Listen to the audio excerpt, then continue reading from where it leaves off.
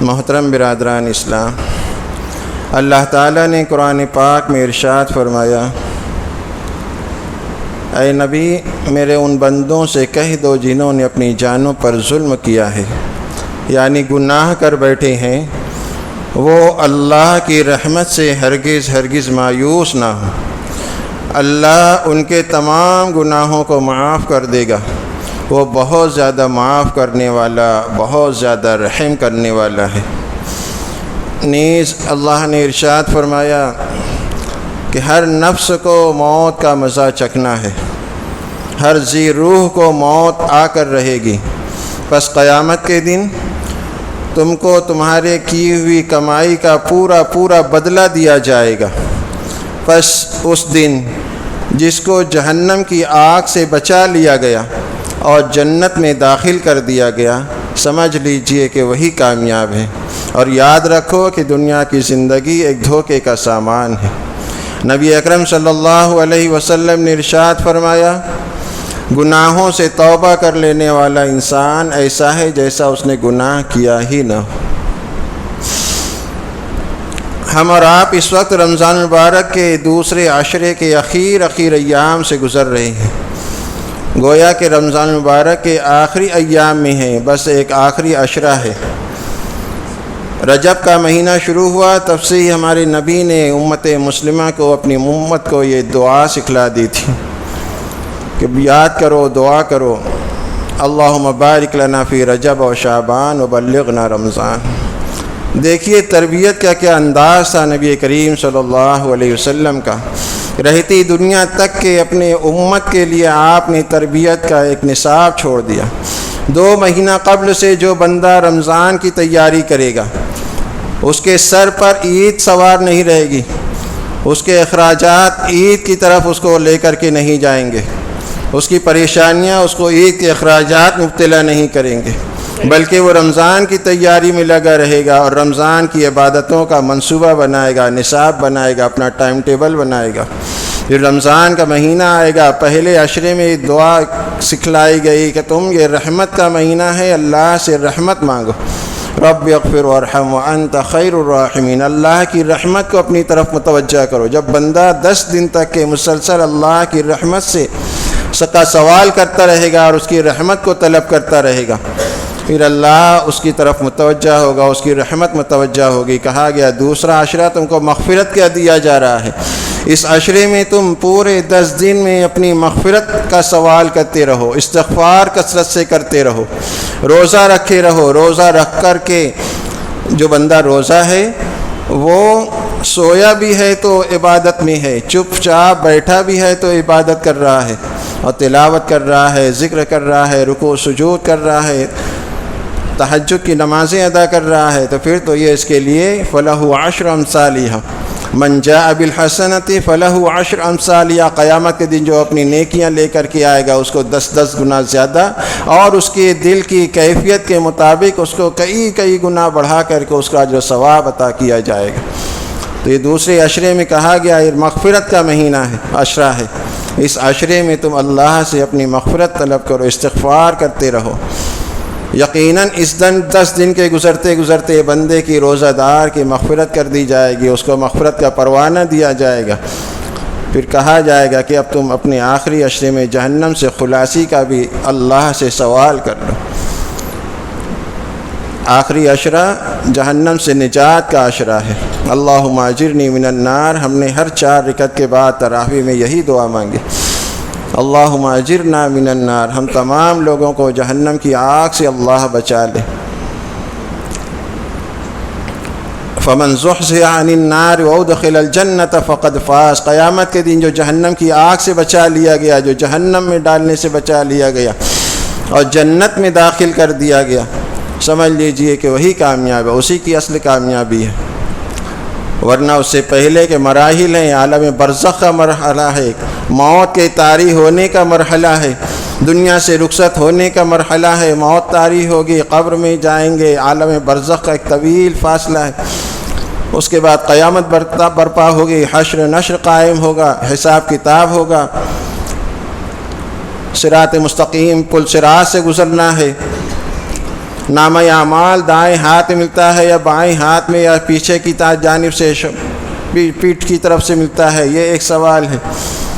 ان تمام کی تمام باتوں کو پیش نظر رکھتے ہوئے جہنم سے نجات اور اللہ کی رحمت اپنے بندوں کو معاف کرنے کے لیے بہانہ ڈھونڈتی ہے۔ رحمت خدا بہانہ می جویت، اے بندو اللہ کی رحمت کی طرف متوجہ ہو جاؤ، اللہ سے اس کی رحمت طلب کرو، جہنم سے نجات کا سوال کرتے رہو، اس سے جہنم کے نجات مانگتے رہو۔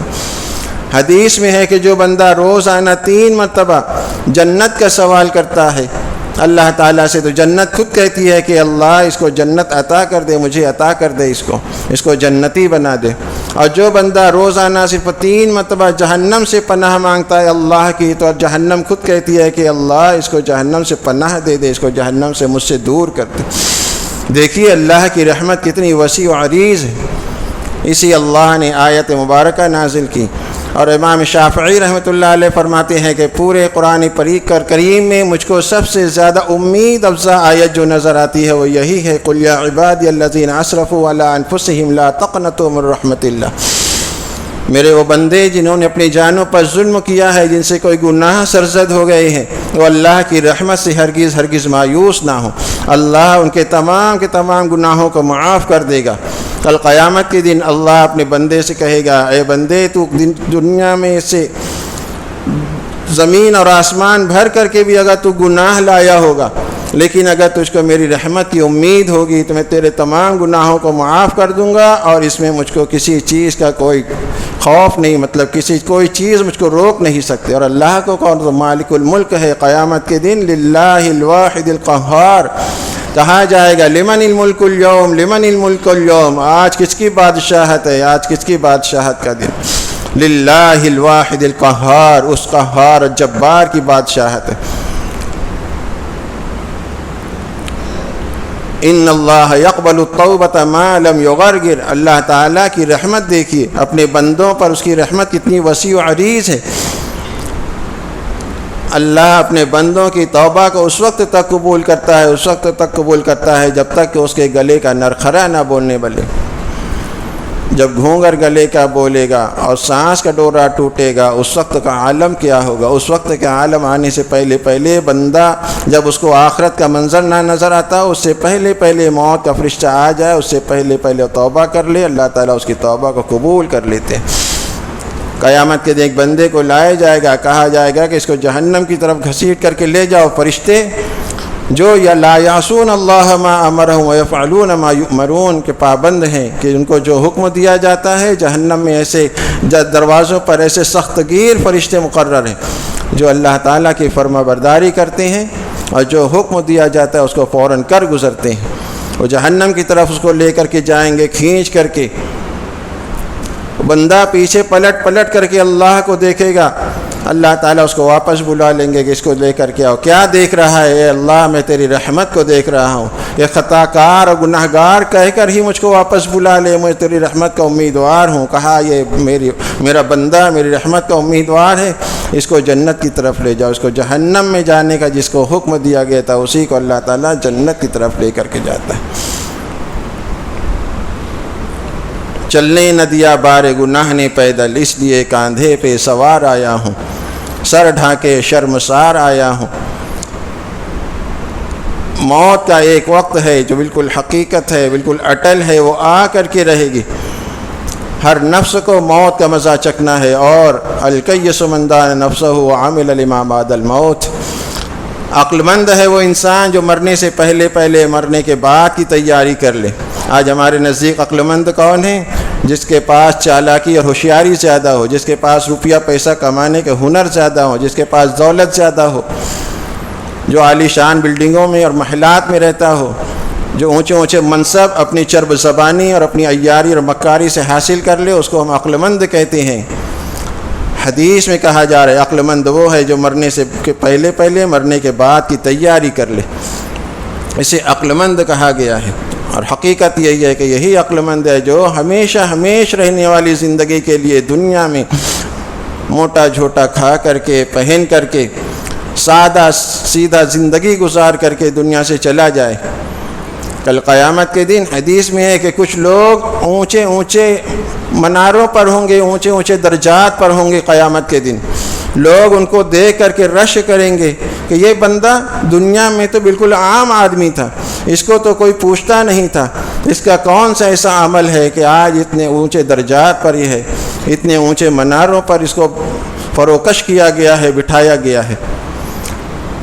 دل کی کیفیت ہوتی ہے، دل کا تعلق اللہ تعالیٰ سے ہوتا ہے. اونچے اونچے لوگ اونچے اونچے ناموں کی تختیاں پڑی رہ جائیں گی، اور کچھ ایسے بے نام لوگ ہوں گے جو قیامت کے دن نور کے مناروں پر ہوں گے. اسی لیے کسی کو ذلیل نہیں سمجھنا چاہیے، کسی کو اپنے سے کمتر نہیں سمجھنا چاہیے. کیا معلوم خدا کے پاس کس کی کیا مقبولیت ہے، کس کے دل کی کیا کیفیت ہے. ان اللہ ینظر الی قلوبکم ولا ینظر الی اجسامکم. اللہ تعالیٰ تمہارے جسموں کو نہیں دیکھتا، تمہارے لباس کو نہیں دیکھتا، تمہارے رہن سہن کو نہیں، اللہ تمہارے دلوں کو دیکھتا ہے. اسی لیے کہا گیا قیامت کے دن جن کے درجات اپنی دل کی کیفیت کی عبادت کے وقت ان کی دل کی جو کیفیت ہوگی اس وقت کے حساب سے، اس مناسبت سے ان کو درجات عطا کیے جائیں گے، ان کو ان کے نامہ اعمال دیے جائیں گے. آج ہم لوگ جن حالات میں گزر رہے ہیں یہ انتہائی سخت سے سخت ہیں. ہم کو نوشتہ دیوار پڑھ لینا چاہیے. آج مسلمان بازار ہماری دیکھ لیجئے، خواتین کی بھیڑ دیکھ لیجئے، کسی کو یہ نہیں لگتا کہ رمضان کی تیاری کر رہے ہیں اور ان کے سروں کے اوپر سے ان کی زندگی پر سے رمضان گزر رہا ہے. ہم کو آخرت کی فکر نہیں ہے، ہم کو مرنے کے بعد کی تیاری کی فکر نہیں ہے، ہم کو عید منانے کی فکر ہے. لیس العید لمن لبس الجدید وان العید لمن خاف الوعید. حضرت وہب بن منبہ عید کے دن رو رہے تھے. لوگوں نے پوچھا آج تو خوشی کا دن ہے، آپ رو کیوں رہے ہیں؟ کہنے لگے کہ عید وہ منائے، وہ خوشی منائے جس کے رمضان کے روزے قبول ہو گئے ہوں. پتہ نہیں ہمارے رمضان کے روزے قبول ہوئے ہیں کہ نہیں ہوئے، ہم کیسے کہ عید منائیں. اور آج جو لوگ تراویح نہیں پڑھ رہے ہیں وہ بھی عید کی تیاری میں لگے ہوئے ہیں، جو روزہ خور ہیں وہ بھی عید کی تیاری میں لگے ہوئے ہیں. جو 6 دن کی تراویح پڑھ کر کے جن کو لوگوں نے فارغ کر دیا ہے 6 دن کی تراویح پڑھا کر کے، وہ بھی عید کی تیاری میں دکانداری میں بازاروں میں لگے ہوئے ہیں. نماز بھی نہیں پڑھ رہے ہیں، نہ تراویح پڑھ رہے ہیں، لیکن عید ان کو چاہیے. عید تو تراویح پڑھنے والوں کے لیے ہے، عید تو روزہ رکھنے والوں کے لیے ہے، عید تو خوب تلاوت کرنے والوں کے لیے ہے. عید کی خوشی ان لوگوں کو حاصل ہوتی ہے. ہم لوگ ذرا یاد کریں کہ رمضان کا ہجرت کا دوسرا سال ہے. اسی سال رمضان کے روزے فرض ہوتے ہیں سن 2 ہجری میں، اور اسی کل بدر کا دن تھا، یوم بدر کا. لوگوں نے بڑا اسٹیٹس لگایا. یوم بدر برپا ہوئی، جنگ بدر ہوئی، کفر و شرک کی، کفر و حق و باطل کی جنگ برپا ہوئی. دوسرا ہی سال ہے، جنگ بھی ہو رہی ہے، روزے بھی رکھ رہے ہیں، پھر عید منائی گئی ہوگی. کیا حالات رہے ہوں گے، کیسے عید منائی گئی ہوگی، لیکن خوشیاں وقار اور باوقار طریقے سے انہوں نے عید منائی تھی. آج ہمارے سامنے فلسطین کے پورے حالات ہیں.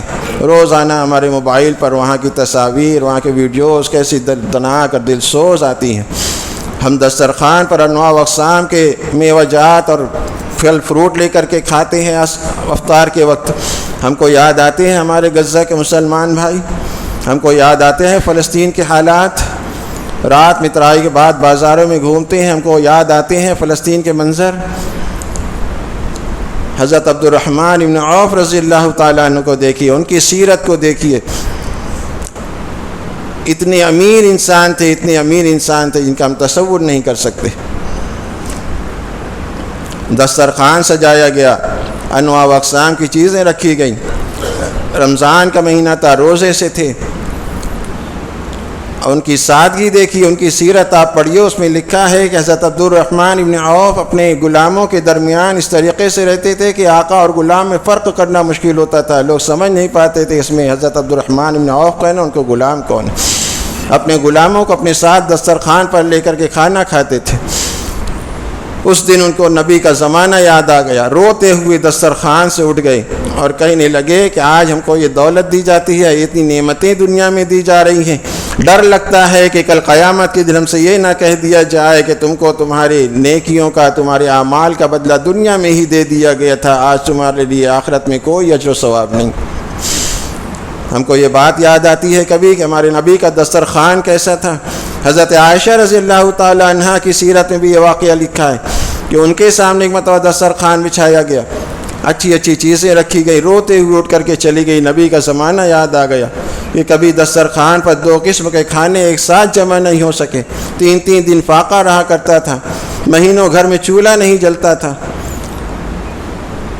آج ہم صرف موبائل میں اپنا وقت گزار رہے ہیں، حضور صلی اللہ علیہ وسلم کی سیرت پڑھنے کو ہم کو وقت نہیں ہے، صحابہ کرام کی سیرت کا مطالعہ کرنے کے لیے ہمارے پاس وقت نہیں ہے، ہم اپنے اوقات گزار رہے ہیں یوں ہی، اور رمضان کا قیمتی مہینہ اور قیمتی ایام اور قیمتی لمحات ہم یوں ہی ضائع کر رہے ہیں۔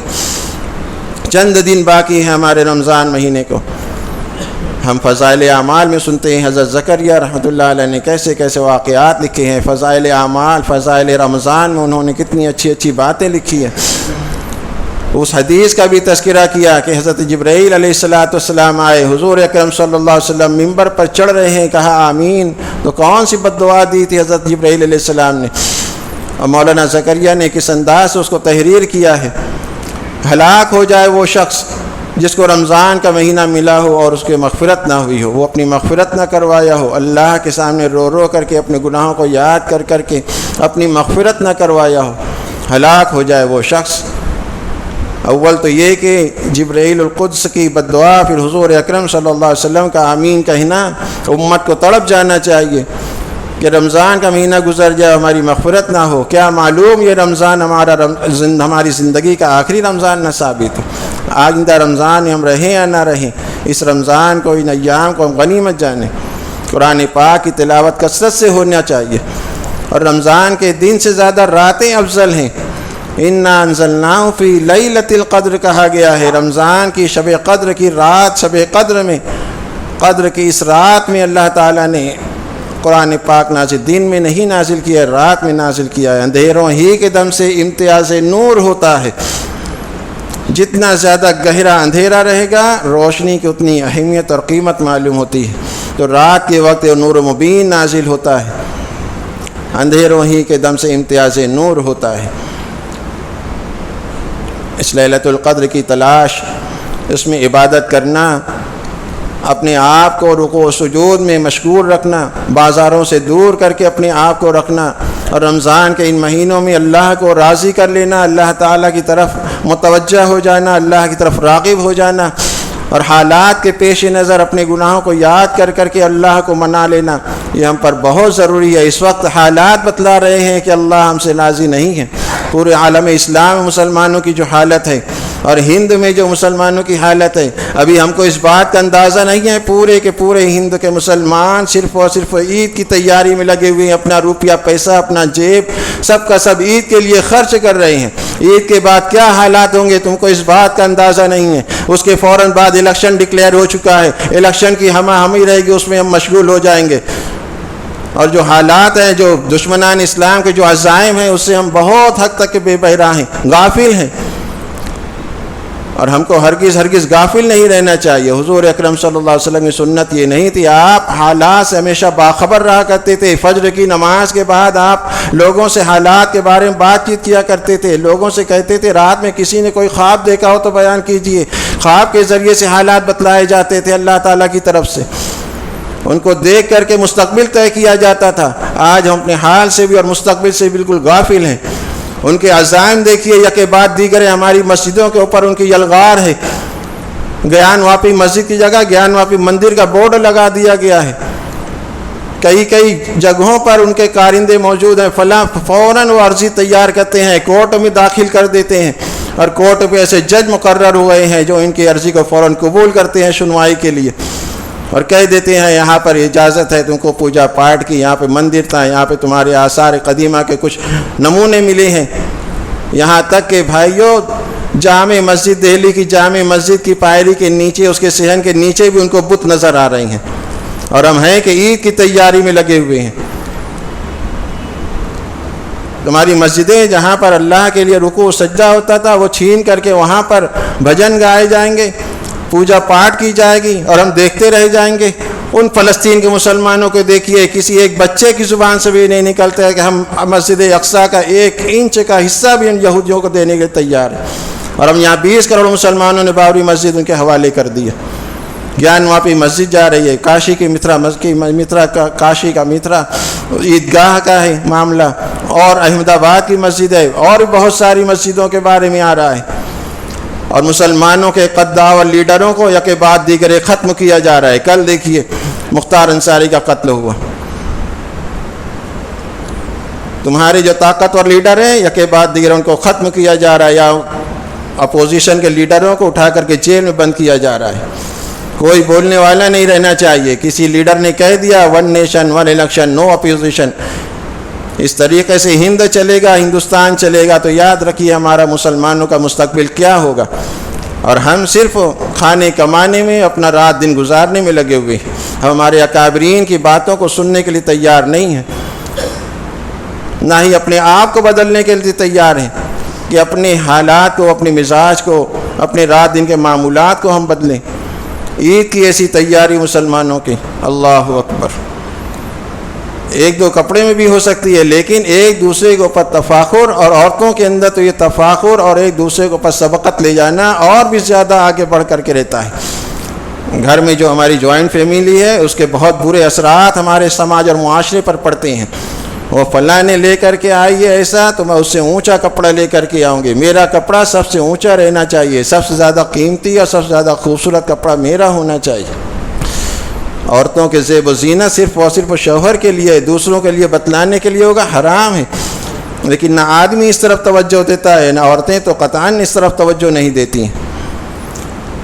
قرآن میں آیت نازل ہوئی وَقَرْنَ فِي بُيُوتِكُنَّ وَلَا تَبَرَّجْنَ تَبَرُّجَ الْجَاهِلِيَّةِ اے مسلمان عورتوں اپنے گھروں کے اندر ٹک کر کے رہو، بلا ضرورت شدیدہ گھر کے باہر نہ نکلو۔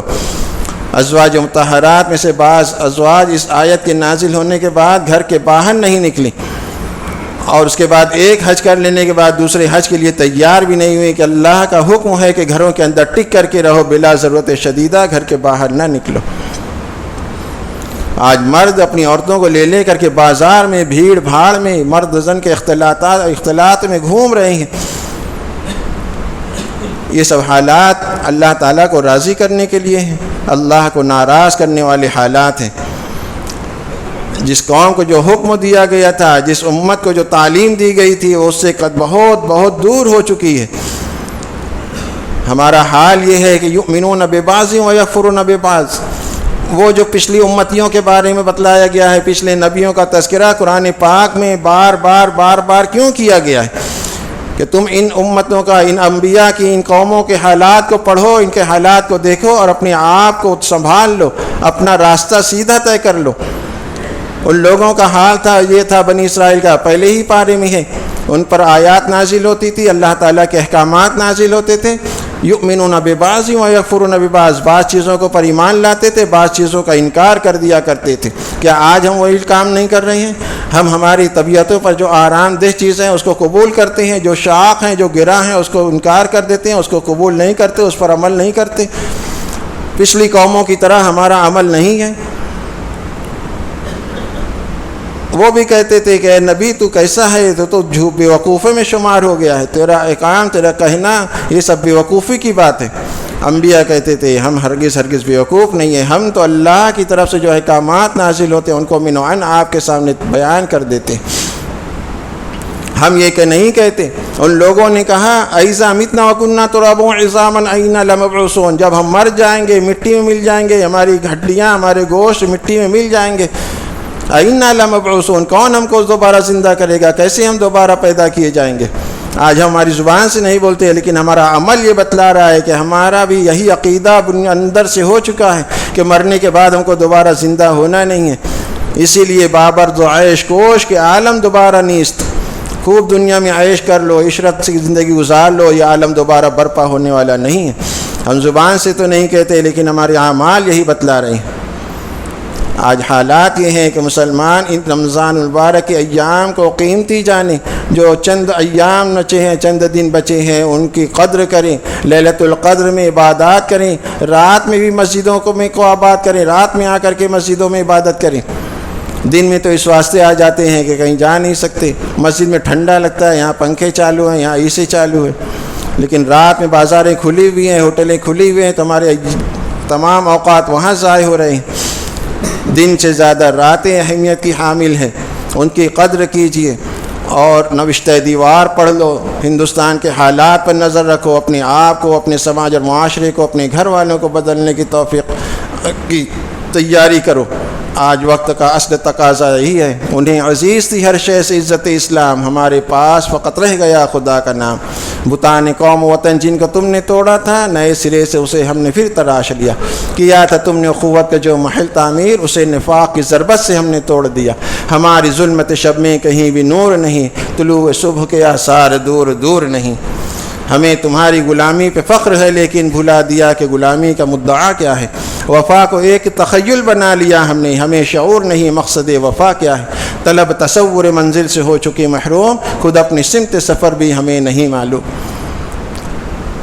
آج حالات ایسے ہیں کہ ہم کو بہت چوکنا رہنا چاہیے، گرد و پیش سے بہت زیادہ واقف رہنا چاہیے، اور عید کے بعد جو حالات ہونے والے ہیں، ابھی سے اپنے رب کو، اپنے اللہ کو منانے کی کوشش کریں، اپنے گناہوں پر نادم ہو، توبہ استغفار کریں، اللہ تعالیٰ عمل کی توفیق عطا فرمائے۔ وآخر دعوانا الحمدللہ رب العالمین۔